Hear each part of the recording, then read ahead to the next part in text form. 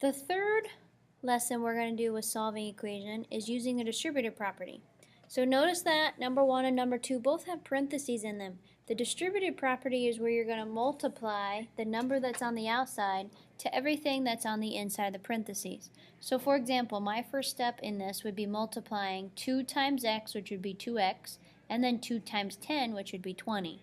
So I'm going to use the distributive property to get rid of those parentheses.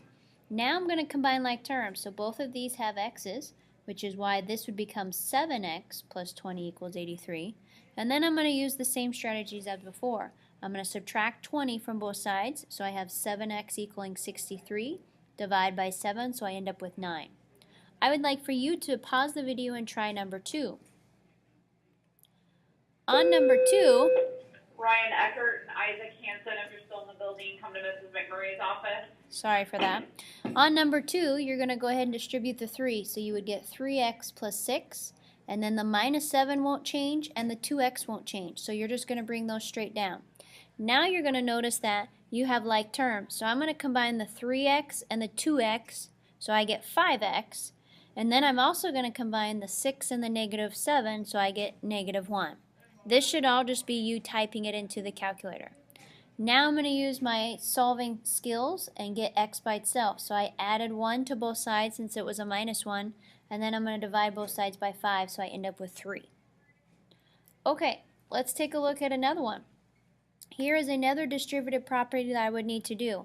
However, the difference in this is there's no number right here when you first look at it. But remember, there's always an invisible 1 if it's nothing there. So we're going to go ahead and put that invisible 1 in there, because if there's a minus sign in front of there, that means that that 1 is now negative.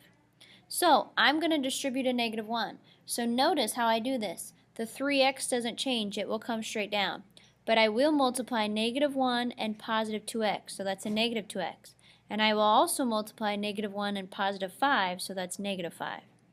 After I distribute, I'm going to combine these x's. So 3x minus 2x is going to be 1x. Then I need to add 5 to the other side, and then if I divide by 1, I get x equaling 20.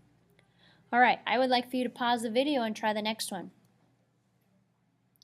On the next one, notice there is a number that's in front of that parenthesis, so that will be the number we distribute. However, there's a minus sign there, so please make sure that you distribute a negative 3. So I'm going to distribute that. So the 5x will not change. I'm going to multiply negative 3 and 2x, so I get negative 6x. The negative 3 and the 4 is a negative 12, and then 8 comes straight down. Now I'm going to combine my like terms. So I combine the 5x and the minus 6x, so I get negative 1x. Then I need to move that 12 to the other side, so I'm going to add 12 to both sides. Now I have negative 1x equaling 20. I still don't have x by itself, so I need to divide by negative 1, and I would get x equaling negative 20. So using distributive property, just pay attention to the number that's on the outside of the parentheses, and then just go ahead and multiply all the way through. The last kind of problem that we're going to do is when you have a fraction on the outside. And we're going to get rid of that fraction first rather than take the time to go and distribute it. So remember at the beginning when we had 1/3 times something equal a number, and we just divided both sides by that fraction. We're going to do that same thing here and get rid of that fraction. So I'm going to divide this side by 1/3, which is going to cancel that out, and I'm going to divide 6 by 1/3. So after I put that in my calculator, I got 18 on this right side, and notice on the left side I'm just left with what's in parentheses. Now it's a lot clearer what to do because there's no fractions. So I subtract 1 from both sides and I got 17, and then I divide by 2, and you might either be coming up with 8.5, you might have 17 halves, or you might have 8.5. Okay, I want you to pause the video and try number 6.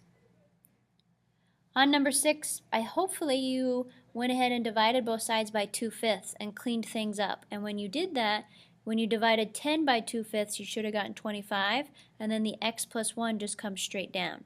Now all you have to do is just subtract 1, and you should be getting x equaling 24.